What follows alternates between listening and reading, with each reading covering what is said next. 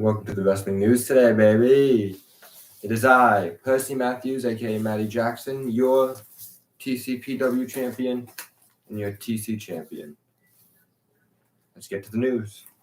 Welcome to the TC Wrestling News. Today our lead story is, of course, CM Punk, but it is also Daddy Ass. On Sportskeeda Wrestle Binge, thanks to a quote from Fightful, Billy Gunn would say, end quote. So you can probably look at that two ways.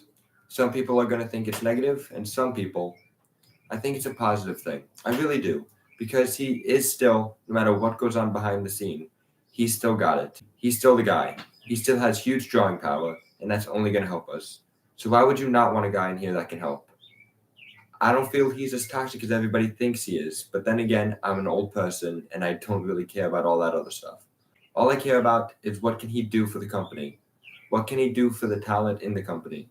He's still very good at that, and we all have our days of where we go a little off track.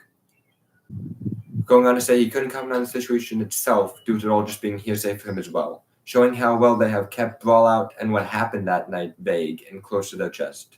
How do you feel about CM Punk and his return to wrestling? Let us know in the comments. More on Saturday Night Punk, aka AEW Collision. AEW announced that the new show will be shown to viewers in Canada on TSN Plus, a streaming service of which is where Rampage is shown, but Dynamite is normally live on TSN 2, which means Collision will cost more money to watch. Elsewhere in the AEW universe, Santana teases in-ring return in a vignette on his Twitter page where he walks around what I believe is New York, getting onto the subway, getting off, walking into a building and dropping wrestling boots on the floor. Now I'm all for his return, but I was just left a little bit confused by this whole vignette, but a slow burn tends to be a good burn, if you know what I mean. I'm champion! Pregnancy? Jessica McKay / Billy Kay announced on Instagram this week that she is pregnant, meaning that both members of the Iconics will be mothers soon, as Cassie Lee / Peyton Royce had a child with AEW Shawn Spears in January. Over in WWE, Gunther has reached 1 year's Intercontinental Champion and having one of the greatest runs in the title's history, having banging matches with Sheamus, Drew McIntyre, Ricochet, Kofi, Kingston, Xavier Woods, Braun Strowman, Kevin Owens, and most importantly, R-Truth. He also lasted a record time in this year's Royal Rumble, lasting an hour and 11 minutes. Now, I'm a big fan of Gunther, and if he holds the title for another year, I'm not going to be upset at all. But he's never going to be as good as champion as me, baby! I'm champion! Coming from one of the longest reigns to one of the newest, new World Heavyweight Champion Seth Rollins recently received big praise by Hall of Famer Mick Foley on his Foley Is pod. Using a quote from Fightful, he said, "We'd really come to take him for granted. A phenomenal worker. Last year, I don't even know if Seth was in my top 5, but this attention to character, which has been a slow build because I remember there were people thinking it was the most embarrassing thing in wrestling, and I was like, he's onto something, and he's trying, he's sinking his teeth into it. It was so much fun to see him evolve and take it to where he reminds me of Edge at the peak of Edge's character's prowess, where he just bit into everything. He did it with gusto," said Foley. It didn't matter how silly it was, he was going to make the very most out of it. In the beginning, the new Seth Rollins seemed a little silly, and he kept going with it, believing it. I don't watch wrestling nearly as much as I used to, but I watch it enough to know that this guy is at a point where it's the perfect marriage of in-ring talent and character. Being compared to one Hall of Famer by another Hall of Famer is major. However, I think this is just a normal occurrence for Seth Rollins at this point, but it's so great to see him get his flowers. Now, flowers. I deserve flowers because maybe he's one champion, but I am 2 champion. I'm champion! Now on to the results from events held on Friday the 9th, 2023, aka 6/9/23. I did not watch any of these shows. These results are a mix of Fightful.com and the WrestleTalk news video, and these are going to be just a quick rundown and cliff notes of what happened. For deeper analysis, check out either Fightful or WrestleTalk. Let's get started with Impact Against All Odds. The rundown for the show is Kylan King defeated Nevaeh, Joe Hendry defended the Impact Digital Championship against Dirty Dango, Frankie Kazarian defeated Eddie Edwards. Bullet Club's ABC defended the Impact World Tag Team Championships against the Good Hands. Masha Slamovich defeated Killer Kelly in a dog collar match. Chris Sabin defeated Trey Miguel to become the new X Division champion. And in an 8-4-1 match, Nick Aldis defeated Bully Ray, Jonathan Gresham, Heath, Moose, Mike Bailey, Rich Swann, and PCO. Trinity and Deonna Purrazzo defeated Giselle Shaw and Savannah Evans. OVE defeated The Design in an Ohio street fight. And in the main event, Alex Shelley defeated Steve Macklin to become the new Impact World Champion. Now on to AEW Rampage. The show opened with Bandito and the Lucha Brothers defeating Ethan Page, Big Bill, and Lee Moriarty of The Firm. The Hardys had come out and said they weren't happy with him, and Jeff Hardy had given him his arm sleeves, and then once that Ethan Page decided to try to put him on, it cost them the match, and Bandito won with the roll-up. Hobbs squashed Caleb Crush after an episode of QTV. Wardlow announces an open challenge for next week. The Acclaimed and Daddy Ass defeated the Spanish Announce Project. And there was a little promo to announce Jeff Jarrett, Jay Lethal, and Karen Jarrett taking on Mark Briscoe, Aubrey Edwards, and Papa Briscoe. Oh! And in the main event, Sky Blue defeated Mercedes Martinez, Nyla Rose, and Britt Baker to win an AEW Women's World Championship match against Toni Storm, I believe, on this upcoming Wednesday night. But don't quote me on it, even though I am the news and you should be able to quote me on it. What happened in the match was Britt Baker and Mercedes Martinez brawled outside while Blue was able to hit the code blue on Nyla Rose for the win. And now, on to Friday Night Smackdown. Now I'm going to preface this in saying that I did not watch the show, but most of these notes are from the Wrestle Talk News and Fightful, as I said earlier, but these are specifically very much from Wrestle Talk News. So if that maybe I don't mention something that they did because they went a bit deeper into detail, if you want a bit more opinionated bits of this news, please go check them out. They're amazing. And to kick off SmackDown, Paul Heyman and Solo Sikoa had a promo. They were interrupted by Jey Uso. Jey says you can't stab your big brother in the back. But Paul told Jey that Jimmy made the decision because he resents Jey. Says Jimmy knows that Roman sees Jey as his successor.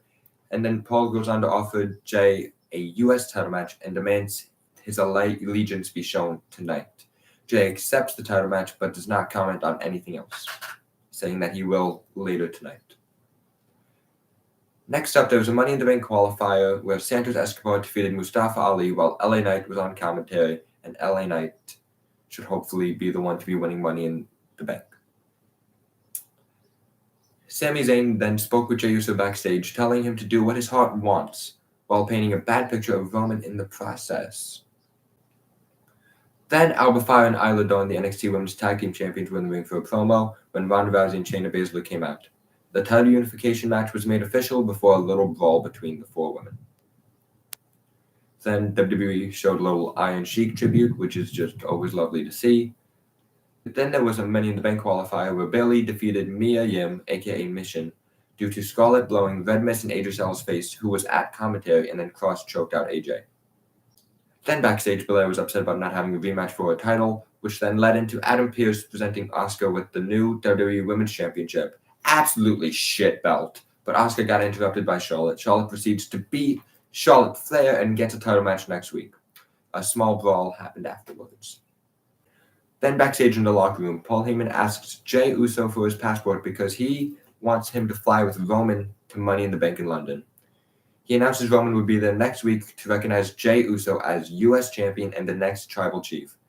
Jey Uso then tells Paul that if he's in the bloodline, Paul Heyman is out, which is a little bit of story beats. Love a good story. Speaking of story, backstage, Bianca Belair continues to be pissed.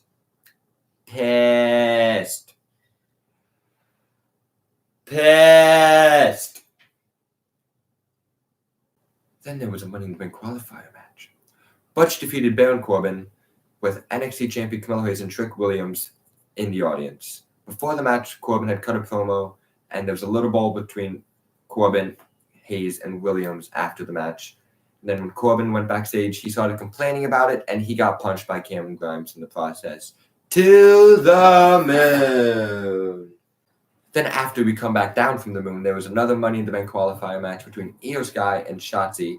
And Io Sky defeated Shotzi thanks to a lot of Bayley interference.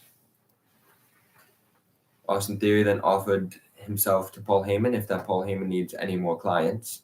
And Kevin Owens and Sami Zayn are backstage when they got interrupted by everyone, specifically the Brawling Brutes, Pretty Deadly, the LWO, the Good Brothers, and the Street Profits before Adam Pearce made a gauntlet match next week for the number 1 contendership for their tag team titles. Then in the main event, Austin Theory defeated Jey Uso after a ref bump, pretty deadly interference, who got backed off by Jey Uso, who then got attacked by Solo Sikoa, but Jey stopped Solo, and then Jimmy accidentally hit Jey Uso with a super kick, which then led to Jimmy and Solo brawling out, while Theory was able to get the pin. Then after the match, Jey Uso walked to the back alone and upset. And, maybe the Bloodline would still be together if, Roman Reigns was there week after week, because he's a champion. But me, though, I am the champions! Give me my belts. Give me my belts. Throw them over my shoulder. And ladies and gentlemen, that has been your wrestling news for today. I've been Percy Matthews, a.k.a. Matty Jackson. And hope you have fun doing whatever the hell you're doing today, because I'm going to be champion! Woo! Woo! Hey, just wanted to thank everyone for watching the first episode of the wrestling news here, the TC Wrestling News. If you have any tips or anything for how you would like to see the news shown from here on out, please let us know in the comments. Just give us feedback. This is the first episode, so please. And while you're at it, go look over at the TC podcast that is getting dropped at the same time as this one at 6 p.m. Eastern time. And just have a great day. And please drop a subscribe, tell your friends about it. Just have a great old time. Be safe. I'm your champion, baby.